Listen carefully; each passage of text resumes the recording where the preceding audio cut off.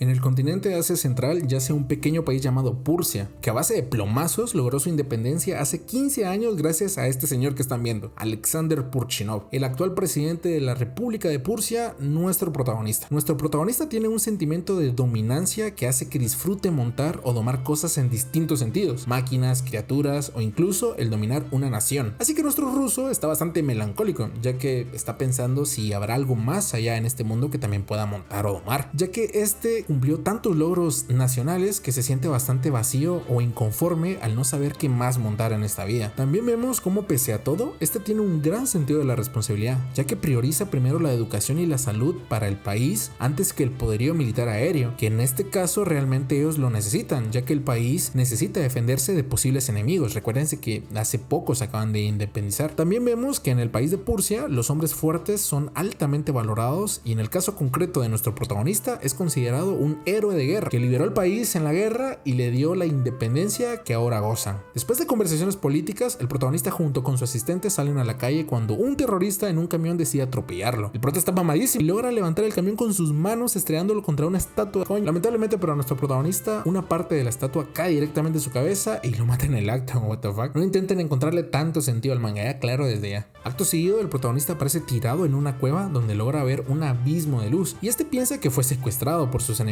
políticos. Entonces cuando se acerca a la puerta para poder abrirla, se encuentra que está en un mundo de fantasía, un isekai, donde de hecho un Weaver se encuentra peleando contra dos mujeres, una hechicera y una espadachina mágica. Este Weaver las sigue persiguiendo y estas corren hacia donde está el protagonista. Cuando el Weaver se le acerca al protagonista, vuelve a hacer la de la vez pasada de Maestro Tierra y le mete unas patadas como que fuera Jackie Chan, hasta le hace la de un cocodrilo como que fuera la de, ¿te acuerdas, no? El Weaver finalmente logra escapar y deja tirado al protagonista bastante triste. También se nos presentan a las dos chicas, de hecho, Saki y Bell, que son dos aventureras. Informan al protagonista que hay más bestias por ahí y el protagonista pues decide darse unas vacaciones para buscar más aventuras. Mientras tanto, en el mundo real el país está bastante consternado. Muchas personas dicen que el protagonista está muerto y otros dicen que simplemente se está recuperando del accidente. También vemos que varios países vecinos están reuniendo tropas para un posible ataque. Por otro lado, el grupo de las protagonistas deducen que el protagonista pues no es de por ahí y deciden regresarse a la ciudad más cercana que está aproximadamente a 2 horas. Saki llama a unas monturas que resultan ser unos pollos enormes que funcionan como caballos pero más potenciados y el protagonista logra amansar a uno de ellos al instante sin silla y sin nada. Y vemos que de hecho este tiene una habilidad para poder montar animales salvajes de inmediato. Las chicas se dan cuenta de esto y deciden que pueden usar al protagonista para poder ganar dinero, ya que estas tienen muchas deudas que pagar. Finalmente llegan a la ciudad de Gordon, que resulta ser una ciudad bastante grande y que se dice que está bastante cerca del Maquio. ¿Qué es el Maquio? Pues básicamente son unas extensiones de tierra donde se encuentran la mayoría de mazmorras y monstruos de este mundo. También sabemos que en este mundo los monstruos tienen una gema cerca de sus corazones, que básicamente son comercializados también en esta ciudad. Estas piedras se llaman piedras mágicas, que entre más grande sea la bestia o animal, más grande es la piedra que contiene dentro de él.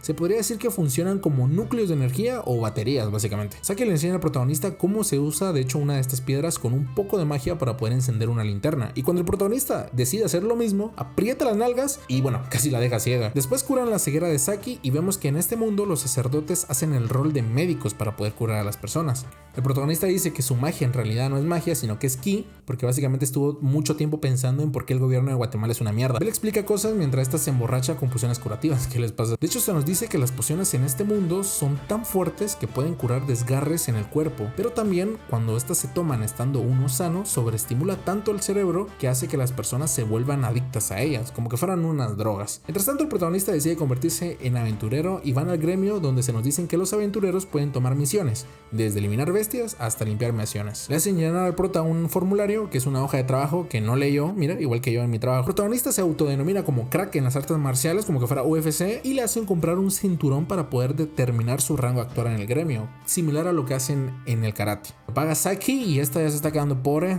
por el protagonista. Cuando están decidiendo qué misión tomar, ven entrar al ejército privado de la ciudad de Gordon, que traen básicamente amarrados niños que son esclavos centauros. También entra la hija del dueño de la ciudad montando un centauro adulto. Esto lo hacen principalmente para dominar a los centauros desde que son niños, ya que cuando estos crezcan es muchísimo más fácil que dejen que un humano los monte. De lo contrario, sería imposible que ellos permitieran a alguien subirse encima de ellos. Esto al protagonista lo emociona por una parte, pero lo emperra también por otra, ya que realmente quieren montarse en un centauro, pero lo de los esclavos está feo, man. Uno de los caballeros jalonea a uno de los niños para que camine más rápido, haciendo bastantes comentarios despectivos de ellos, proclamando la superioridad de los humanos en las bestias, cuando de repente un centauro que estaba en una terraza le dispara al caballero y lo mata. Acto seguido, este se tira hacia los caballeros para poder hacerles frente y acercarse al líder, que es el que tiene en rehén como esclavo, cuando vemos que el centauro que monta a la princesa pues es en realidad el hermano mayor del primero, controlándolo mentalmente con un collar de esclavitud, y se ponen a pelear entre centauros. Cuando en eso aparece una linterna y cega a todos con un brillo tan fuerte que deja a todos cegados por un momento, haciendo que el protagonista logre liberar a los niños y huye del lugar junto con el centauro que estaba peleando. Cuando están corriendo, se les aparece un caballero que intenta detener al protagonista, y este básicamente le mete un pijazo dejándolo sin aire a la bestia, y el centauro se sorprende de que el protagonista con las manos desnudas pudo dormir a un caballero, y este piensa matarlo, pero el protagonista no lo permite, ya que este recuerda todas las personas que tuvo que matar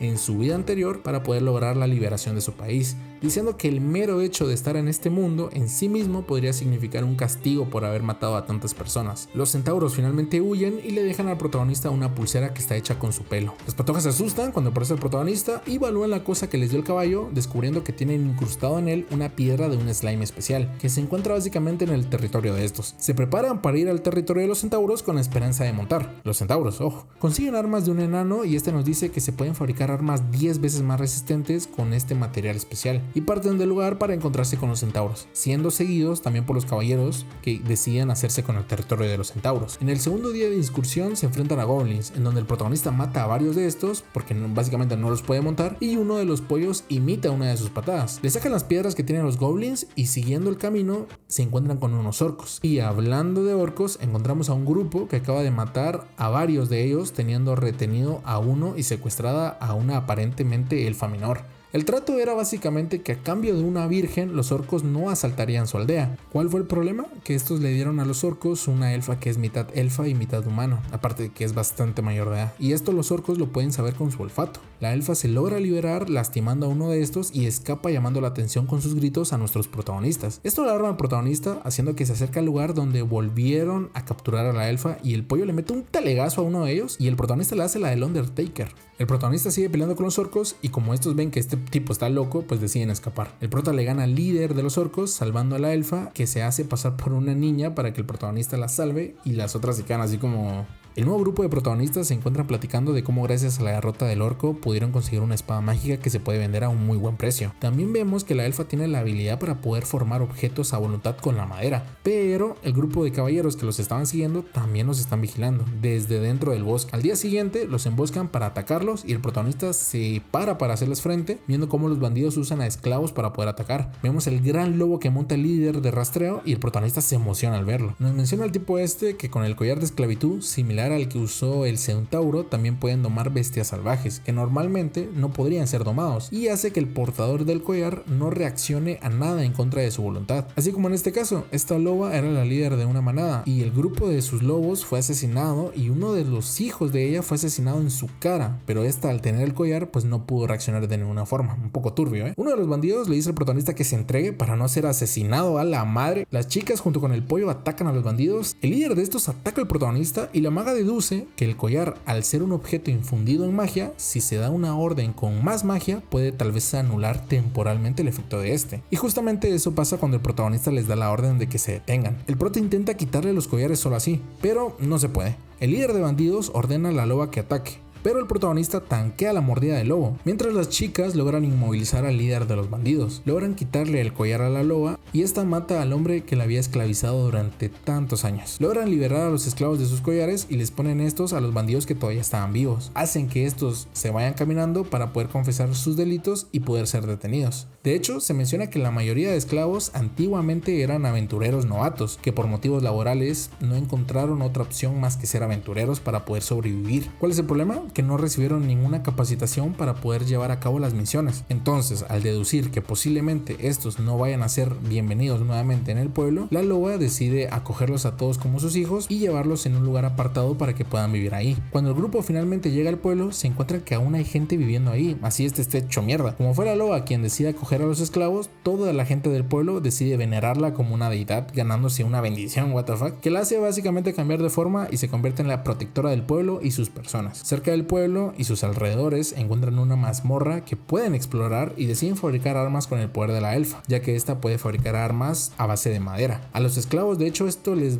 viene bastante bien y el protagonista básicamente se hace un pelotón con los esclavos y este se vuelve el líder de combate, ya que de hecho los esclavos pueden usar las armas de alto alcance, con el que finalmente y gracias a la ayuda de un anciano que sabe de herrería pueden reforzar y hacer las ballestas. Ya se está poniendo bélico esto, la verdad. Entran a la mazmorra a base de puros guamazos, básicamente madreándose a todo lo que se les ponga enfrente, hasta los fantasmas logran liberar, cuando se encuentran al gobernante del calabozo, que básicamente es un lich que le mete un pencazo al protagonista que lo deja ahí medio temblando. Las otras se esconden atrás de una piedra que el protagonista decide hacer como que fuera Avatar nuevamente y decide hacerle frente al dragón fantasma con la técnica de judo, pero no puede ya que este es muy pesado. Entonces le meten un colazo y lo dejan temblando. El protagonista recuerda una enseñanza que recibió hace mucho tiempo de su maestro de karate y justamente en ese preciso momento recibe también una bendición de la tierra que hace que obtenga muchísima más fuerza. En ese momento el protagonista logra tirar al dragón con su fuerza y logra montarlo, finalmente matando al lich con la ayuda del dragón, ya que este en su último aliento de conciencia logra matar al rey que lo había tenido tanto tiempo prisionero. El protagonista y las chicas logran limpiar la mazmorra y el compa cae en el piso por el agotamiento de la pelea. Cuando vemos que la líder de los caballeros logró encontrar el territorio de los centauros y con la ayuda de un centauro esclavo mata a los primeros que se le cruzan en el camino. Estos masacran a los centauros sin siquiera poder responder debido a la magia y a las armas de alto alcance que tienen, que hace que básicamente los centauros no se puedan ni acercar. Toman como rehenes a varios niños centauros y deducen que los demás centauros se esconden en una cueva y efectivamente están escondidos, cuando de repente se les aparece un oso que básicamente el protagonista en capítulos pasados había taliado todo y bajo la orden de la reina loba escapan en un hoyo que está en la parte de atrás de la cueva. Aparecen unos soldados pero la loba logra matarlos. También aparecen otros soldados y pelean los caballeros contra la loba y el centauro, pero cuando la loba intenta acertarle un golpe a la líder, uno de los magos repele el ataque haciendo que estos tengan que escapar, pero a costa de una gran cantidad de maná que debilita a la loba. Esta le comenta al centauro que lleve a los suyos al pueblo que ella tiene protegida, indicando que ahí, aunque sean atacados, probablemente puedan aguantar gracias a los nuevos soldados que dejó el protagonista y al mismo protagonista que fue el único que logró aguantar la mordida de ella mientras se encontraba controlada por el collar de esclavitud, aunque este se encuentra desmayado por su pelea recién con el lich y el dragón.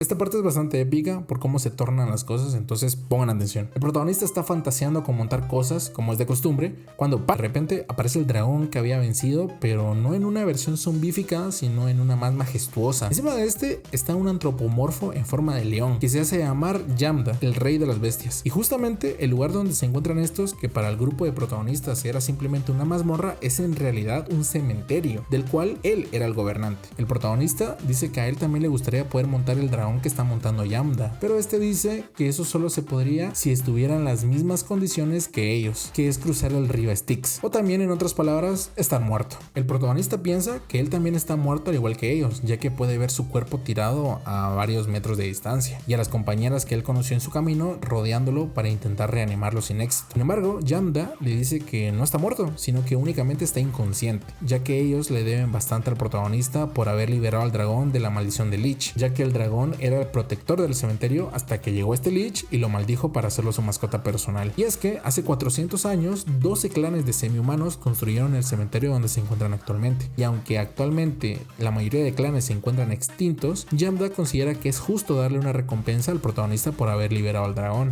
Yamda le dice al protagonista que le puede cumplir un deseo. Una evolución en sí está fuera de discusión, pero todo aparte de eso se puede conceder. Entonces Yamda le ofrece el valor de la lucha. ¿Quieres fuerza desproporcionada? ¿Suficiente poder como para tú solo poder acabar con un ejército entero? Pero el protagonista no necesita ninguna de esas cosas, ya que todas las proezas que él ha logrado ha sido por su poder que tiene gracias a los años de entrenamiento y experiencia personales que lo marcaron como persona. Él no puede imaginar cómo actuaría si sobrepasara el poder que tiene actualmente a uno más grande. Entonces Yamda le dice: ¿Y qué tal un cuerpo que no envejezca para ser capaz de ver el mundo hasta su final? Pero el protagonista lo rechaza, ya que para él no sería justo ver a todas las personas que quiere morir antes que él. Entonces Yamdal le vuelve a decir, entonces, ¿riqueza infinita? Innecesario, dice el protagonista. El valor del dinero es solamente valorado por la decisión de la sociedad, y cuando el contexto cambia, muchas veces el dinero es solo papel insignificante. Yamda, curioso, le dice, entonces, ¿cuál es tu deseo? ¿Arreglar tu cara tan fea? Pero a nuestro ruso no le importa, ya que a él no le interesa cómo la gente piense de él o de su apariencia. Y cuando pensábamos que este no iba a pedir nada, logra mencionar unas palabras, y dice que si podría restaurar la memoria de su difunta esposa, ya que teme no poder seguirla recordando, y las únicas fotos o recuerdos que tiene de ella los tenía en su maletín, y se quedó con su ministro en la tierra original. Yamda ríe y acepta el reforzar la memoria de ella en la mente de nuestro protagonista. Yamda grita al dios de la sabiduría y el tiempo, Tanashi, dando su cuerpo como ofrenda a cambio de poder brindarle al protagonista la bendición que quería, que era seguir recordando a su difunta esposa. El protagonista, al escuchar que para darle ese deseo Yamda tiene que desaparecer, intenta detenerlo, pero Yamda le dice que realmente no se preocupe, ya que estaba bastante cansado de estar atado a ese mundo y que todo lo que pase de ahora en adelante se lo deja a cargo del protagonista, diciendo con sus últimas palabras que ahora él es el rey de las bestias. Le tengo más cariño al ruso ahora, la verdad. Nuestro prota despierta pensando que si todo lo que pasó realmente fue un sueño o no, pero mientras sus compañeras lo rodean preocupándose por él, el protagonista, que tiempo atrás tenía una imagen bastante borrosa de su esposa, ahora logra recordarla vívidamente, aceptando que finalmente lo que él vivió no fue un sueño, agradeciendo finalmente al anterior rey de las bestias, Yamda. Te quiero mucho, Yamda. El prota y su grupo salen de la mazmorra, que finalmente era un cementerio, y por ende no encontraron ningún tesoro, ya que básicamente era un cementerio. Cuando, al acercarse al pueblo, ven a todos los caballeros atacando a la reina lobo y a los esclavos que el protagonista salvó. Mientras la reina intenta defenderse de los caballeros, estos siguen atacando sin dar ningún tipo de chance para poder contraatacar, derribando a la reina y explotando una de las torres de vigilancia donde los esclavos estaban disparando a los caballeros. Cuando el prota ve esta imagen, tiene recuerdos de Vietnam, ya que recuerda su pasado en la guerra y a su difunta esposa cargando en su espalda a un niño y gritando a todo pulmón que no se dé por vencido y que continúen. La imagen se borra porque Bel crea un muro de tierra para defenderse de los caballeros, mientras la reina en su hocico tiene a uno de sus hijos, que básicamente fue uno de los que salió volando por la explosión. El mago del grupo de la líder de los caballeros reconoce el rostro de Bel, emocionándose más por verla a ella, diciendo que es incluso mejor encontrársela a ella que a la reina de los lobos. Bel también reconoce al mago del equipo de los caballeros. El protagonista ve si los chicos de su pelotón están vivos y al confirmar que están sanos, pues se pone en modo serio. Cuando en eso vemos que lo reconoce el centauro, que anteriormente había ayudado liberando a los niños que estaban como esclavos. Se disculpa con el protagonista por haber movido a los caballeros y que atacaran finalmente el pueblo que él estaba protegiendo, pero el protagonista le dice que no se preocupe y que espera contar con su fuerza para poder salir de este embrollo. Bel y Saki llaman al protagonista para poder hablar en privado, y Bel revela que conoce al mago del grupo de los caballeros, ya que probablemente este era un perseguidor de la torre de la hechicería imperial. Y se nos revela a este punto de la historia que tanto Bel como Saki están siendo perseguidos por el poder mágico que tiene Bel, y es que es capaz de convertir cualquier cosa en una versión miniatura y poder guardarla en su sombrero para después sacarlo y volverlo a su forma original. Y es que ese poder puede hacer que se transporte armas militares de forma logística sin que levante sospecha de los enemigos. Entonces, claro, es un poder bastante roto. ¿Qué es la torre de hechicería imperial? Pues en palabras simples es una torre literalmente que funciona como una institución mágica privada militar que no está aliada a ningún país y que se encarga de adoctrinar la enseñanza en distintas academias mágicas del país y seleccionan personalmente a los magos que son aptos para poder servir a los nobles. En el caso de Saki, ella es la hija de una familia de nobles que fue obligada a casarse con lo peor de su ciudad.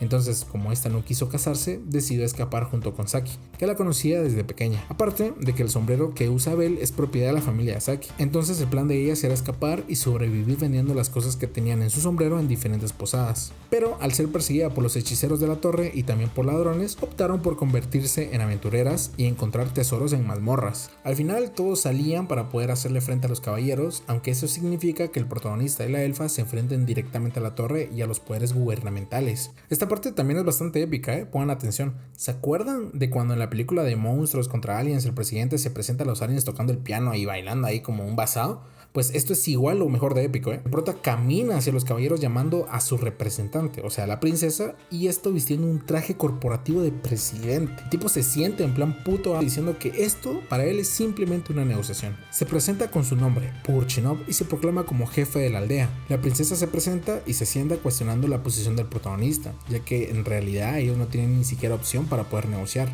El hechicero de la torre exige las demandas que quieren, pero el protagonista pone todo en fuera de cuestión, negando rendirse o doblegar defender su aldea contra los caballeros. La princesa reclama su derecho en las tierras al estar a nombre de su padre, pero el protagonista cuestiona esto, ya que su mandato revela que durante mucho tiempo el territorio fue devastado por bestias y demonios y que el gobernante de esas tierras nunca hizo nada por la gente que vivía ahí. La princesa indica que el territorio fue dado por la familia real y que no puede cuestionar los derechos sobre el territorio, ya que se podría considerar traición. Y el protagonista dice que el deber de un gobernante es velar por el bienestar de sus ciudadanos. El prota exclama que su pueblo será libre de la monarquía y que crecerá como un país independiente, aunque eso se logra a punta de plomazos. Cuando la princesa y el hechicero presumen de las armas bélicas mágicas que tienen para aplastar al pueblo del protagonista, explota uno de estos y uno de los caballeros sale volando. Y es que Belle sacó una de las armas que tenía escondido en su sombrero para poder atacar.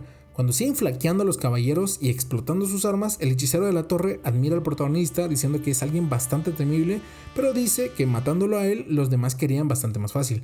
Apunta al protagonista con su magia, los centauros disparan las flechas para defender al protagonista, pero el hechicero, al igual que hizo contra la reina loba, para las flechas con su barrera mágica, y cuando finalmente apunta con su magia de fuego para poder matar al protagonista, nuestro Purchinov le dice: mira, esto lo aprendí de Villanueva, y le vuela plomazos al pobre pendejo. Y es que resulta que la barrera que tenía el mago pues no podía parar balas. ¿Y de dónde sacó el protagonista balas y una pistola para disparar?